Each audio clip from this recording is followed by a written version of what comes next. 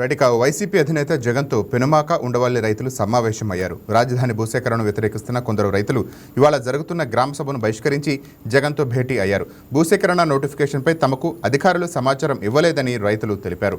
అనుమతి లేకుండా తమ భూముల్లో పనులు చేస్తున్నారని మాజీ సీఎం జగన్కు ఫిర్యాదు చేశారు. తమ భూముల్లో సీడ్ యాక్సెస్ రోడ్ల నిర్మాణంపై అభ్యంతరం వ్యక్తం చేశారు.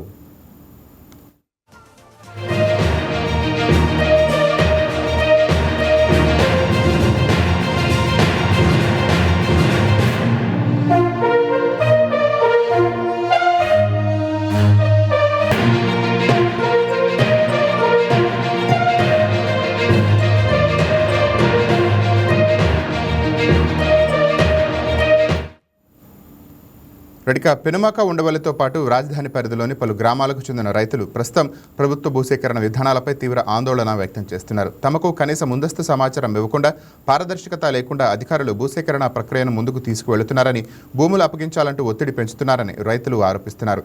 గతంలో తాము ఇప్పటికే రాజధాని కోసం భారీగా భూములు ఇచ్చామని, ఇప్పుడు మళ్లీ మిగిలిన భూములను కూడా లాక్కుంటే తమ జీవనాధారం పూర్తిగా దెబ్బతింటుందని వారు ఆవేదన వ్యక్తం చేస్తున్నారు.